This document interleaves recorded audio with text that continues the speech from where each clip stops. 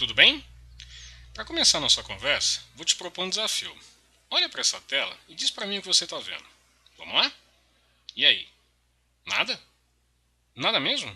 Ué, por que será? É simples, porque não há luz.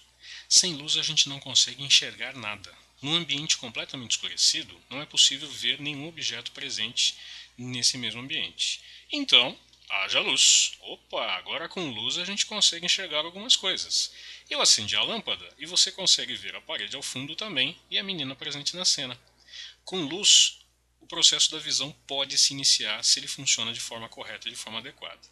Isso significa que os nossos olhos são receptores de luz. Se a luz não chegar até os nossos olhos, o processo de visão não pode nem se iniciar.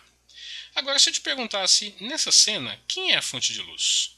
Eu imagino que você responderia que é a lâmpada acesa. E você estaria plenamente errado. Por quê? Porque do ponto de vista da ótica, é considerado fonte de luz qualquer corpo que emita luz. Você não está conseguindo enxergar a lâmpada? Você não está conseguindo enxergar a parede? Você não está vendo a menina também? Então, do ponto de vista da ótica, esses três corpos são considerados fontes de luz, ok? Claro que são fontes de luz diferentes. Enquanto a lâmpada está produzindo a própria luz que emite, a parede e a menina só são visíveis porque a lâmpada está acesa. Então a gente tem uma diferente classificação desses tipos de fonte de luz. Vamos a eles? Ok. Então vamos lá, deixa eu pegar minha canetinha para a gente fazer uma anotação. O que nós vimos na cena anterior? Nós vimos uma lâmpada, então deixa eu escrever aqui, lâmpada, acesa. A lâmpada acesa possui a característica de produzir a própria luz. Então, nesse caso, fontes como a lâmpada acesa, que é o caso do Sol, das estrelas, da chama de uma vela, são chamadas de fontes primárias ou corpos luminosos, porque produzem a própria luz que emitem e são vistos de forma independente. A gente viu também uma menina na cena, tá lembrado? Então, a menina também é uma fonte de luz, mas ela só se tornou visível quando a lâmpada foi acesa. Corpos que emitem luz, mas que precisam receber essa luz primeiro de uma outra fonte, são chamados de fontes secundárias ou corpos iluminados. Tá? Corpos iluminados. Então esses são os dois tipos. Você e eu, por exemplo, somos fontes secundárias, somos corpos iluminados. A gente só é visto por outras pessoas quando a gente está no ambiente também com alguma iluminação. Ok? Agora um detalhe importante. Entre a fonte e os nossos olhos, é importante que a gente entenda que a luz precisa sair da fonte e chegar aos nossos olhos para que o processo de visão possa se iniciar. Ok? Agora vamos falar um pouquinho de como a luz sai dessas fontes, sejam elas primárias ou secundárias. Ok? Então vamos lá. Como a gente estava falando, a luz ela sai das fontes e ela tem que atingir os nossos olhos para que o processo de visão possa acontecer. Então vamos considerar que essa bolinha aqui é a nossa fonte. Há três maneiras que a gente considera de emissão da luz por essas fontes aqui. A gente pode representar a saída da luz dessa fonte por raios de luz. E esses raios de luz eles podem formar o que a gente chama de pincéis de luz. O primeiro deles é o chamado pincel divergente. Os raios de luz, que são essas retas representando a propagação da luz, que eu vou colocar assim, como as setinhas, formam o que a gente chama de pincel divergente. É o que acontece em boa parte das fontes que a gente observa no cotidiano. A gente tem também os chamados pincéis convergentes. No caso dos pincéis convergentes, a luz ela poderia estar fazendo assim. Tá? Quando isso acontece? Vou te dar apenas um exemplo. Imagine que a luz está, por exemplo, atravessando uma lupa, né, e queimando um papel. Quando a luz atravessa a lupa, ela é concentrada nesse ponto, fazendo com que o papel seja queimado. Esse daqui é o chamado pincel convergente. Ok? Se a gente tiver uma simetria aqui circular nessa lupa, espacialmente falando, esse pincel aqui na verdade é um cone. Então você pode encontrar inclusive a nomenclatura pincel cônico convergente, ok? Nós temos uma terceira possibilidade. Imagine que a luz sai de uma fonte formando um pincel de raios paralelos dessa maneira aqui.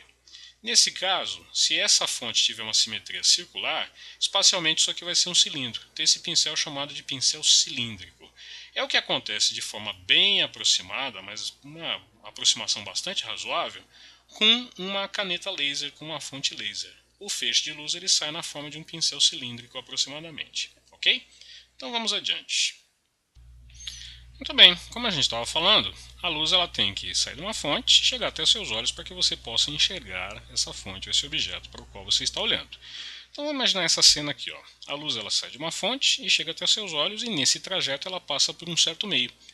Olha só que belíssima cena de uma cidade francesa. Você consegue enxergar essa escultura no primeiro plano, aqui as águas de um rio, o casario lá atrás, as árvores. Dá para ver tudo com detalhes, com nitidez. O que tem entre você e essas casas aqui ao fundo, por exemplo? Ar. O ar é o que a gente chama de meio transparente. O que é um meio transparente? É um meio no qual a luz atravessa e você consegue distinguir com nitidez os objetos quando você olha para eles dentro desse meio. Vidros em geral de janelas são meio transparentes, plásticos mais finos são meio transparentes, o ar é meio transparente, o vácuo é meio transparente. Né? Agora, imagine o que acontece se de repente a gente tiver uma parede na frente dessa cena. Pronto, você já não consegue mais enxergar a cena, porque essa parede não permite que a luz atravesse, você não consegue enxergar nada. Como é que a gente vai chamar esse meio? De meio opaco. As paredes são meios opacos, né? As portas são meios opacos para bloquear a visão mesmo. A gente mesmo é meio opaco, ninguém consegue enxergar através de ninguém, né? Embora a gente tente muitas vezes, mas isso não é possível, ok? Nós temos também, vou colocar aqui do lado, né? Um vidro de janela, deixa eu pegar minha canetinha, um vidro de janela também, só que é um vidro meio irregular, com uma superfície meio cheia de relevo, e dá pra ver que é uma mão do lado de trás. Mas você vai ter que concordar comigo que não dá pra ver com tantos detalhes assim, tão nitidamente. Esse é o chamado meio translúcido. Né? Vidros de janela de banheiro, opa, tá faltando mais, translúcido. Vidro de janela de banheiro costuma ser assim, por uma razão óbvia, né? A gente quer que entre luz, mas a gente não quer que as pessoas vejam nitidamente o que está dentro do banheiro. Tá? Então nós temos aí os meios transparentes, os meios translúcidos e os meios opacos. Agora eu vou te propor um desafio. Então veja essa cena aqui. Essa pessoa está olhando para um espelho vendo o seu próprio reflexo. O espelho é um meio transparente, translúcido ou opaco? Se você olhar para a imagem da pessoa refletida no espelho, você vai pensar, essa imagem é nítida. Né? A nitidez da imagem pode de repente te confundir um pouco a conclusão. Agora você tem que pensar assim, ó, a luz atravessa o espelho, você consegue ver através do espelho com nitidez o que está atrás do espelho? Não, né? Então nesse caso toma cuidado com a pegadinha. Tá? O espelho, nesse caso aqui da cena, o espelho vai ser considerado um meio opaco, porque a luz, embora atravesse o espelho, né, em pequeníssima quantidade, a gente não consegue enxergar através do espelho com facilidade e ver o que está do outro lado com nitidez. O que você vê é o seu próprio reflexo. Então o espelho é um meio opaco. Muito bem, até mais.